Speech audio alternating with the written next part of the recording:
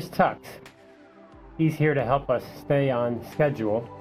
So remember, negotiation is not easy. Today we're going to look at strategy planning.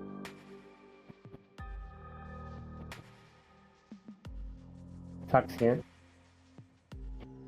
We've already covered the basic idea that negotiation is very normal. It happens in many different ways, in many different places. Not just business, but also in families and everyday life. We've also covered that in negotiation, you need to have a goal. You need to make your goal clear. Once we have a goal, what do we look at next? The next thing we need to look at is this idea of how to implement that goal.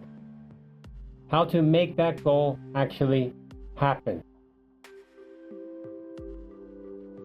When we talk about how to make a goal happen, what we're talking about is this idea of making a plan. In business, we often talk about plans. Like business plans. For example, in finance, we have a cash flow plan. A plan for how we are going to generate cash flow for the next year. In business, we're very used to making plans. However, in negotiation, I think we often skip over making a plan.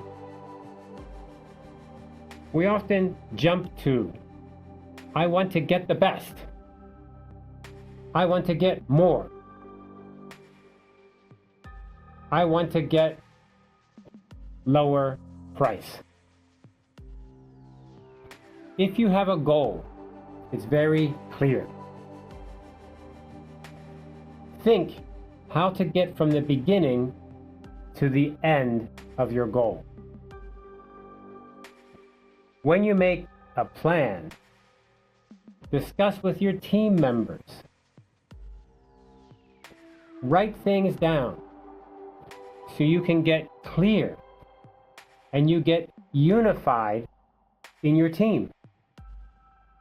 These are two basic parts of the plan: your strategy and your tactics. Strategy is the overall big picture, the big idea, the big thing you're going to do. And tactics are how you're going to execute the strategy. So strategy is the bigger part. Tactics are the specific smaller part. Strategy is a kind of plan, and it emphasizes, you emphasize this during your negotiation. It's only useful if everyone on your team is on the same page, and you all know what the strategy is. If everybody's mixed up and has different strategies, it's not going to work. Tactics are the behaviors. Remember, you want to share this with your team. It doesn't mean everyone uses the same tactics. Of course, everyone's working on the same strategy towards the same goal. Tactics, however, may differ among team members. For each team member, they may execute different tactics to achieve the same team strategy. For example, one English phrase is good cop, bad cop. This is where one person acts tough and one person acts friendly. This one kind of way to do it. Let's think about a simple family example, like a child. Everyone knows this example. A young child has something he or she wants. What did you do?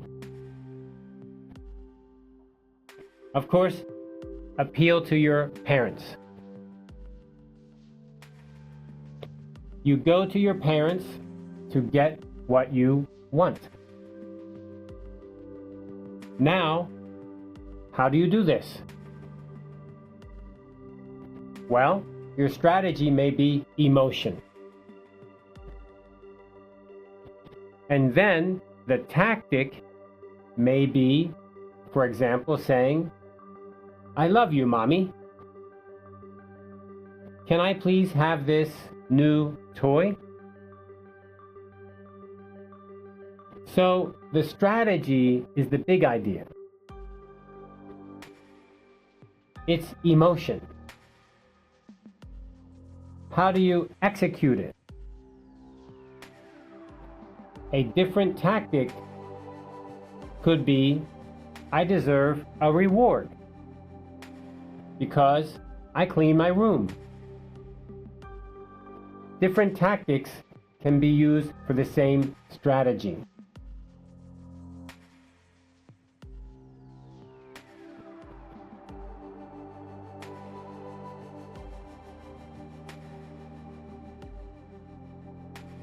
In negotiation, there are 4 basic strategies. In your group, for each RPG, you need to pick one strategy for an RPG round. You can only have one strategy at a time. For the next RPG, you may change to a different strategy. But during a single RPG, it is best to stick to one strategy. Let's take a look at the 4 core strategies. Accommodation, collaboration, competition, and avoidance. So let's look at each one of these. First, accommodation. Accommodation means that you just give in to whatever the other side wants. You give them what they demand. You go ahead and give in. Why would you use accommodation? Maybe there's some kind of special situation. For example, if you accommodate now, you'll get something later. Maybe your position is very weak. For example, if you cannot gain much, or maybe in this specific negotiation, it's not very important to your company. There are many reasons to use accommodation. Collaboration. Collaboration is a way to work together.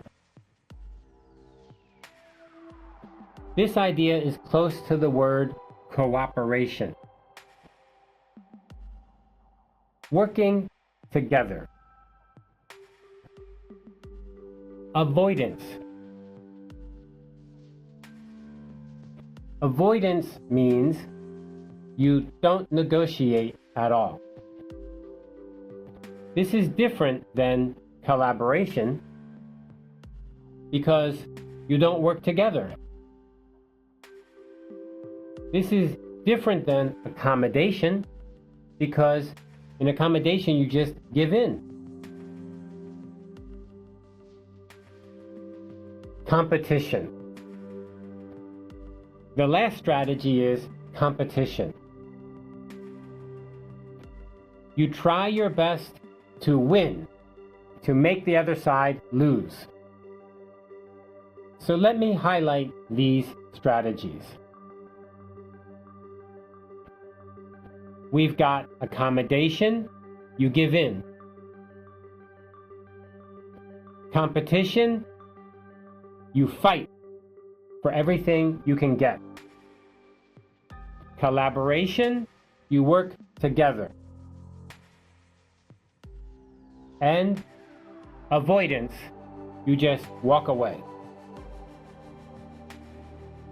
You don't negotiate.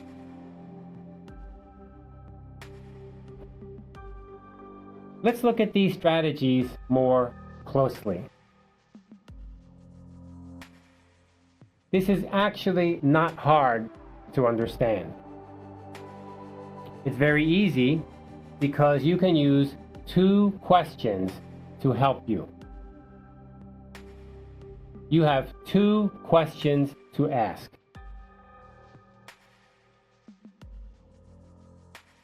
Answer these 2 questions with your team before you begin your negotiation. When you answer these 2 questions, you'll have your strategy. There are 4 possible answers to these questions. There are 4 strategies based on the answers. Question number 1. How important is the negotiation outcome to your team? The negotiation right now, the result of this negotiation, how important is it? Usually, when you work in a company, this is not up to you. This comes from your boss, from your managers. They'll tell you this negotiation is very important. When we play our RPG, each negotiation has an importance level. For example, let's say this negotiation is not so important. Maybe your company's already making a lot of money doing something else. This negotiation is a small cookie, a small potato. It's not a big deal. So your boss tells you, I want you to go do this negotiation. He does not emphasize this is important or key to the company. So, the outcome of this negotiation is maybe not that important. On the other hand, maybe the negotiation is very important. This is because the company is having financial trouble. Maybe the company is out of money.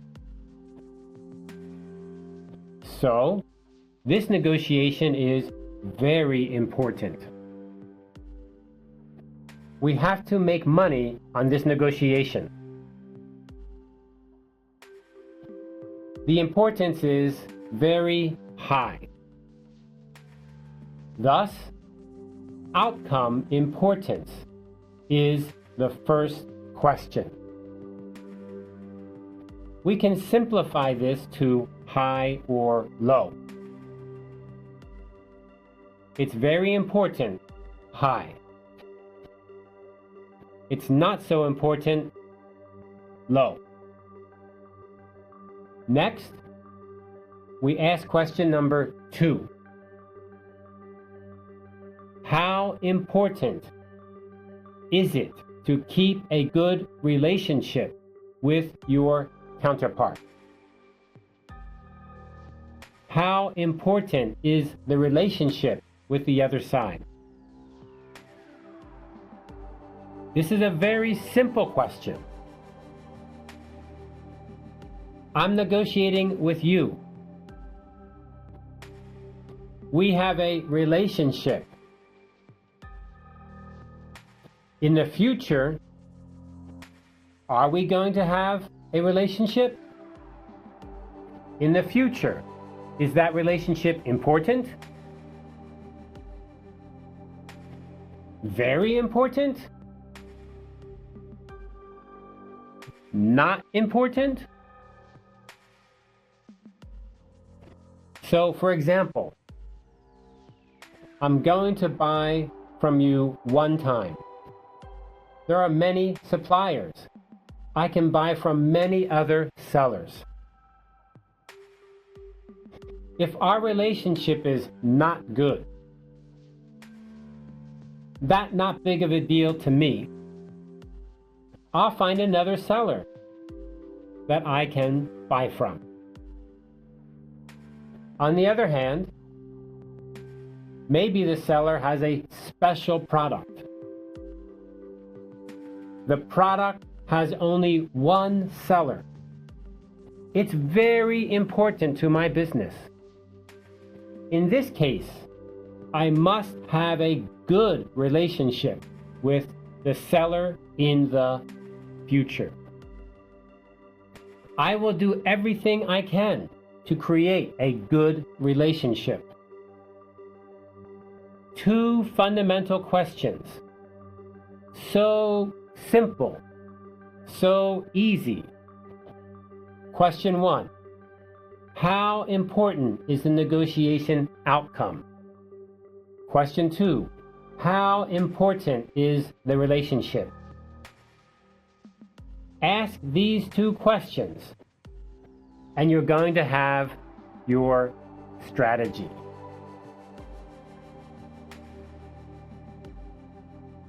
Let's go ahead and jump into a dialogue here so we can get the idea of how this works. So today, we're going to have two dialogue practices. One is a family to give you an idea of how these strategies work. Another is a business, so follow along with me in your textbook.